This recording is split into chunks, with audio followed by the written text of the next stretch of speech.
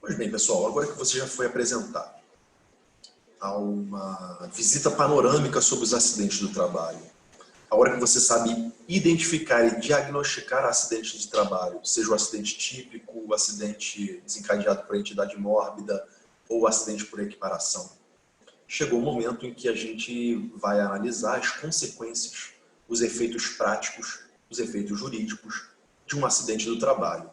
Alguns efeitos são predominantemente trabalhistas, outros efeitos são predominantemente previdenciários, outros efeitos são predominantemente processuais, mas todos são interligados, eles são interativos. Tem aqui uma lista de efeitos acidentários, mas lembre-se sempre que a ocorrência de um acidente do trabalho pode ensejar a concessão de um benefício previdenciário. Se o acidente provoca incapacidade laboral, a gente pode cogitar a concessão de um acidente por incapacidade temporária, aposentadoria por incapacidade permanente, auxílio acidente quando a lesão consolidada deixando sequela, e se houver morte, pensão por morte aos dependentes do segurado falecido. Então, tem efeitos previdenciários diretos com a concessão de benefícios. 3 a gente já estudou, a pensão por morte a gente vai estudar muito em breve. E os efeitos, e os demais efeitos, os outros efeitos decorrentes do acidente do trabalho? Bom, primeiro, o dever de comunicação do acidente, o dever de expedição da comunicação de acidente do trabalho, da CAT. Diz o artigo 22 da Lei 8.213 que, ocorrido um acidente, o empregador é obrigado a expedir uma comunicação formal ao INSS em um dia útil, no primeiro dia útil seguinte ao da ocorrência. Além dessa comunicação à Previdência, em caso de morte, a autoridade policial competente, sob pena de aplicação de multa, e o valor da multa está atualizado por portaria editada pelo Ministério da Economia esse ano, em fevereiro desse ano. Por que existe o dever de comunicação? Primeiro, por uma questão gerencial, para que a Previdência Social possa fazer a programação, a projeção estatística dos acidentes ocorridos em cada empresa, em cada ramo empresarial, em cada ramo profissional, e com isso dosar aquela alíquota patronal prevista no artigo 22, inciso 2º, né, a contribuição adicional, de acordo com o risco, com a variação do risco acidentário. A Previdência também tem interesse no monitoramento de acidentes do trabalho para fins atuariais, para fins de projeção para o futuro do número de benefícios que potencialmente podem ser decorrentes de acidentes e do quanto a Previdência precisa arrecadar para fazer frente a essa despesa. Então, tem efeitos práticos importantes e tem razões consistentes para a imposição desse dever de comunicação. Se a empresa não comunica, cabe a aplicação de uma multa.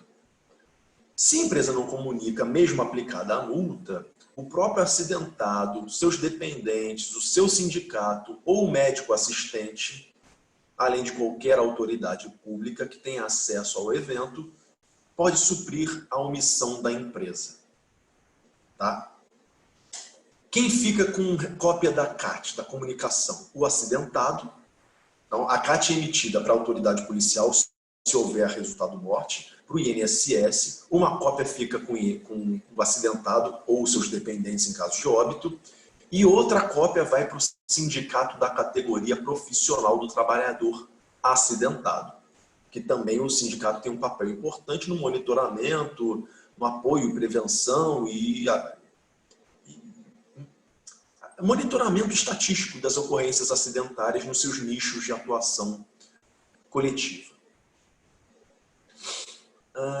Enfim, existem razões e existem sanções para a exigência da expedição da comunicação de acidente do trabalho. Uma razão determinante, e aí para encerrar esse assunto da expedição da CAT, é que uma vez expedida a comunicação, a empresa reconhece a ocorrência do acidente e isso simplifica muito o tratamento previdenciário que o INSS vai dar numa eventual concessão de benefício. Então, vai tratar como auxílio-doença acidentário, pensão por morte acidentária, aposentadoria por invalidez acidentária, porque tem o próprio expresso e explícito reconhecimento do acidente do trabalho pela empresa empregadora. Então, isso simplifica muito a manobra, a operação de concessão de benefícios por parte do INSS. Segunda consequência do acidente do trabalho é muito mais uma consequência trabalhista, mas importante pra caramba. É atribuir ao empregado acidentado, o direito subjetivo a uma estabilidade provisória no emprego. E essa estabilidade dura 12 meses, a contar da cessação do auxílio-doença que ele vier a receber após o acidente. Então, houve o acidente, a pessoa se lesionou, ficou recebendo auxílio-doença enquanto se afastou do trabalho. Quando ela voltar a trabalhar, e aí a gente cessa o auxílio-doença, ela tem direito à permanência na relação de emprego por 12 meses, salvo ocorrida alguma justa causa para demissão pelo patrão, por iniciativa do patrão. Do contrário, sem justa causa, a demissão será ilícita, inclusive o trabalhador tem direito à reintegração. Na súmula 378 do TST, fica explícito que esse direito à estabilidade é compatível com a Constituição, então é uma norma constitucional.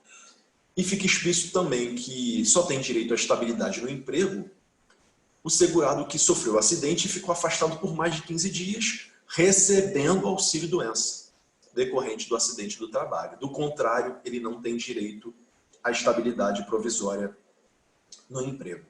Então, essa é uma passagem importante da súmula 378 do TST.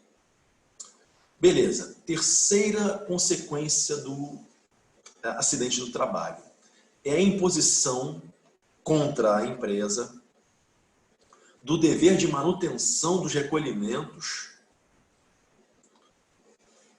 dos depósitos para a conta de FGTS vinculada ao trabalhador acidentado. Então, ocorrendo um acidente do trabalho, a empresa fica obrigada a continuar o recolhimento, o depósito das verbas de FGTS durante todo o período em que o trabalhador estiver afastado por acidente do trabalho. Então, aquele empregado que é pedreiro de uma construtora e se acidentou no trabalho, vai ficar afastado durante alguns meses, se tratando, recebendo auxílio-doença, e durante esses meses a empresa, a construtora, a empreiteira, é obrigada a permanecer depositando na conta vinculada ao trabalhador o FGTS mensal, que é de 8% da remuneração salarial deste trabalhador. Quarto efeito do acidente do trabalho, é um efeito muito previdenciário agora, é liberar, para fim de concessão de auxílio-doença ou aposentadoria por invalidez, a exigência de carência, afastar a exigência de carência. A gente já falou disso tanto na aula de carência, fala sobre carência, como também na aula que versava sobre esses dois benefícios. Quinto efeito do acidente do trabalho, a imposição da responsabilidade civil da empresa, com aquela controvérsia da objetiva, se é subjetiva a responsabilidade, e com a observância da súmula 22, súmula vinculante 22 do Supremo, que estabelece ser da competência da Justiça do Trabalho a apreciação dessa demanda indenizatória.